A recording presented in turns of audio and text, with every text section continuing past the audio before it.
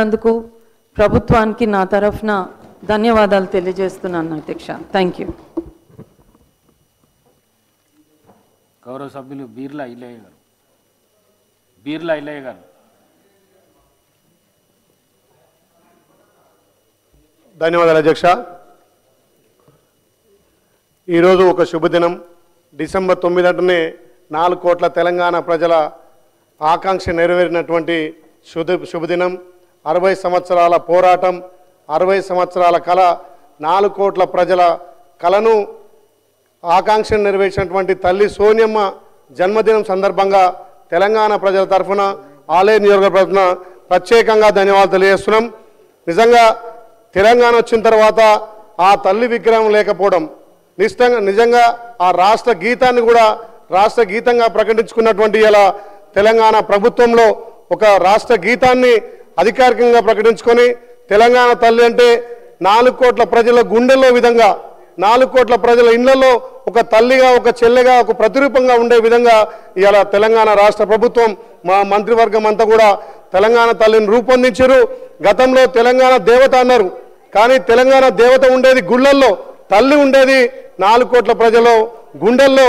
తల్లి ఒక రకంగా పిల్లలకు అభయస్తమిస్తూ ఈ రాష్ట్రాన్ని ఆర్థికంగా, రాజకీయంగా, సామాజికంగా అన్ని విధాల పాడి పంటలతోటి ఒక చేత అభయస్తమిస్తూ, ఒక చేత మొక్కజొన్న కంకి, జొన్న కంకి, పాడి పంటలు ఈ రాష్ట్రంలో ఇప్పటికే సమృద్ధిగా పండుతున్న వడ్లకు ప్రతిరూపకంగా ఆ తల్లి విగ్రహాన్ని తయారు చేయడం నిజంగా కూడా 4 కోట్ల ప్రజలు ఇవాళ ఉవ్వెత్తున లేచి హర్షాద్రి వ్యక్తం చేస్తున్నారు. నిజంగా ఆ తల్లి విగ్రహం ఇవాళ సాయంత్రం 6:05 ప్రారంభించడం తెలంగాణ ప్రజలు చేసుకున్న అదృష్టంగా భావిస్తున్నాం. గత ప్రభుత్వాలు తెలంగాణ తల్లిని విస్మరించినాయి. ఇవాళ ఈ ప్రభుత్వం తెలంగాణ 4 కోట్ల ప్రజలకు ఒక ఆకాంక్షగా, వాళ్ళ ఆరాధ్య దైవంగా తల్లి అంటుండి ఇట్లుండాలని నిరూపిస్తే దాన్ని కూడా వ్యతిరేకిస్తున్నటువంటి ఈ ప్రతిపక్షాలకు నిజంగా కూడా తెలంగాణ ప్రజలు బుద్ధి చెప్పినా ఇంకా బుద్ధి రావడం లేదు.